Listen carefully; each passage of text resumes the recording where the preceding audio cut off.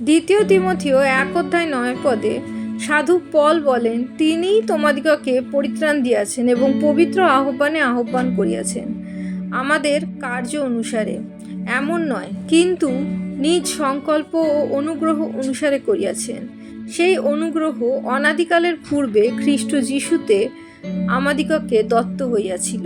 সাধু পল তিমথিওকে যে পত্র লেখেন তাতে তিনি বলেন, তিনি অর্থাৎ ঈশ্বর প্রভু যিশুর মাধ্যমে আমাদের পরিত্রাণ দান করেছেন এবং তার সাথে সাথে আমাদের আহ্বান করেছেন, ডেকেছেন, আমাদের নিজের কাজ পূরণ করার জন্য না, তার যে পরিকল্পনা আমাদের জন্য ছিল, অনাদিকালের পরিকল্পনা। অনাদিকালের পরিকল্পনা অর্থাৎ যখন মনুষ্য সৃষ্টি হয়েছিল তখন থেকে ঈশ্বরের পরিকল্পনা ছিল মানুষের জন্য।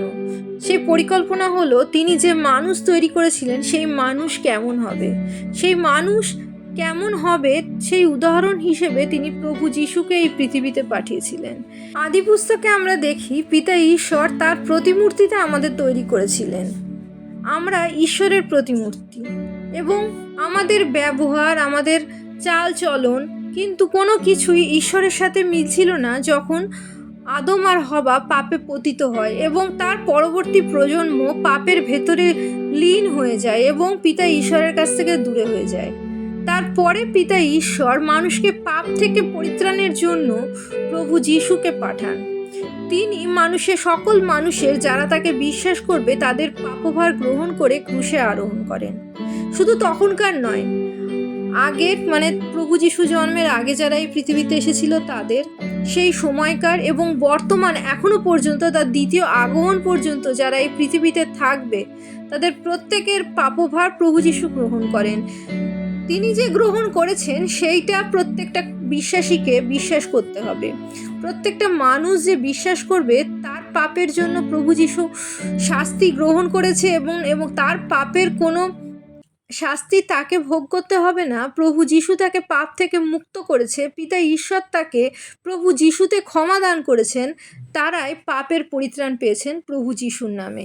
আবার প্রভু যিশুর বলিদানের জন্য আমাদের জীবনের শেষ দিন পর্যন্ত আমরা যে পাপ করি থাকি তার কিন্তু ক্ষমা হয় বা তার থেকে আমরা মুক্ত হতে পারি।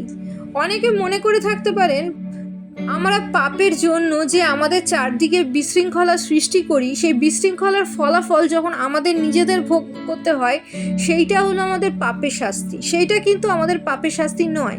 এই পৃথিবীর নিয়ম অনুযায়ী যা কিছু করি না কেন তারই একটি প্রতিক্রিয়া থাকে। ঠিক তেমনি আমাদের জীবনে আমরা যে সকল পাপ করছি সেই সকল পাপ কোনো না কোনোভাবে তার ফল অন্য মানুষের জীবনে এবং অন্যান্য কোনো মানুষের কোনো করা পাপ তার ফলগুলো হয়তো আমাদের কোনো না কোনোভাবে আমাদের জীবনে ভোগ করতে হয়। প্রভু যিশু ছাড়া পৃথিবীতে এমন আর কোনো মানুষ নেই যে পাপ করেনি। প্রত্যেকে চিন্তায়, কথায়, কাজে পাপ করে থাকে। তখনই সেই পাপ শুধু তাকে নয়, তার চারপাশের প্রিয়জনদের এবং বৃহত্তর পৃথিবীর অন্যান্য সকল মানুষের ওপর প্রভাব বিস্তার করে। সেই পাপের ফল ভয়ানক হতে পারে, সেই পাপের ফল দুঃখজনক হতে পারে, কিন্তু তার মানে এই নয় সেই ব্যক্তির পাপের শাস্তি হলো সেই যে বিশৃঙ্খলতা বা যে ডিস্ট্রাকশন যে চারপাশের মানুষের জীবনে এনেছে বা দুঃখ তার জীবনে বা এবং তার চারপাশের মানুষের জীবনে এনেছে, সেই দুঃখ বা যন্ত্রণা সেই পাপের শাস্তি নয়। জীবনে বরং সে পিতা ঈশ্বরের আজ্ঞা পালন না করে, বাইবেলের বাক্য অনুসারে না চলে, নিজের মনের ইচ্ছা, নিজের মানসিক চাহিদা এবং পাপাত্মার পরিকল্পনা যখন সে জীবনে চুজ করে, নির্ধারণ করে, তখনই তার জীবনে সে পিতা ঈশ্বরের থেকে দূরে চলে যায়। আর এই দূরে যাওয়ায়, পিতা ঈশ্বরের থেকে দূরে যাওয়াটাই হলো তার পাপের শাস্তি।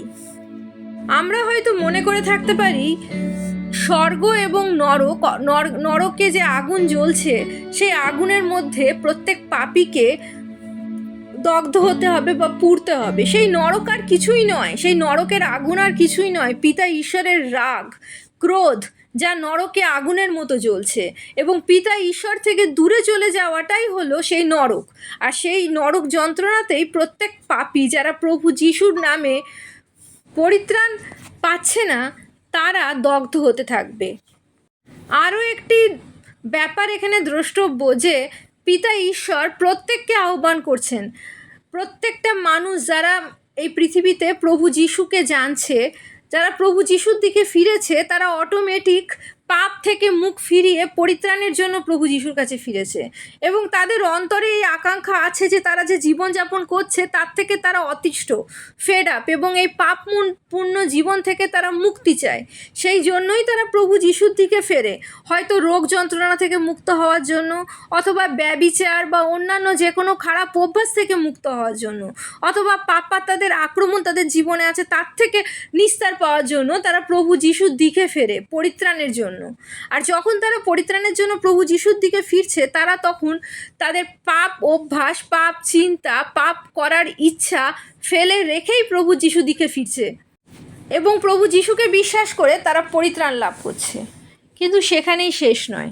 প্রভু যিশুকে যখন আমরা বিশ্বাস করছি এবং বিশ্বাস করছি তিনি পবিত্র রক্তে আমাদের ক্রয় করেছেন, তখন আমাদের এটাও বিশ্বাস করতে হবে পিতা ঈশ্বর পাপী বলে যেমন আমাদের দূরে সরিয়ে রাখেননি, ঠিক তেমনই প্রভু যিশুকে গ্রহণ করার পর তিনি আমাদের সেই একই রকম অবস্থায় ফেলে রাখবেন না। যেমন একটা বাচ্চা যদি কাদামাটি মেখে তার মা বাবার কাছে আসে, সে কাদামাটি মেখে আছে বলে তার বাবা মা যেমন তাকে দূরে সরিয়ে দেয় না, তাকে আপন করে নেয়, কিন্তু সেইভাবেই কিন্তু বাচ্চাটিকে রেখে দেওয়া হয় না, তারা সেই বাচ্চাটিকে পরিষ্কার করায় এবং ধৌত করায়। ঠিক তেমনই পিতা ঈশ্বর পাপপূর্ণ অবস্থায় আমাদের ডেকেছেন, আমাদের আহ্বান জানিয়েছেন। তার মানে এই নয় তিনি আমাদের পাপপূর্ণ অবস্থায় আমাদের জীবন কাটুক সেটা চান।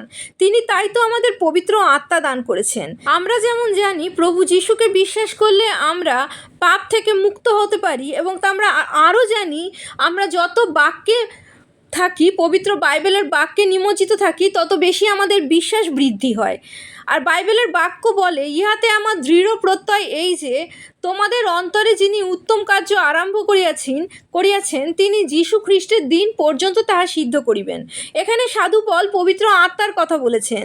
পবিত্র আত্মা যিনি আমাদের মধ্যে কাজ করছেন, বাইবেলের বাক্য যা আমরা অধ্যয়ন করছি তা তিনি আমাদের মনে করিয়ে দিচ্ছেন যে জীবনের কোনো পদক্ষেপ নেওয়ার সময় আমরা যেন পাপাত্মার বা শয়তানের কথা না শুনি, আমাদের মানসিক চাহিদার কথা না শুনে বাইবেলের বাক্যে ঈশ্বর আমাদের জন্য কী চান তা আমরা শুনতে পাই বা তা আমরা বুঝতে পারি বাইবেলের বাক্য থেকে।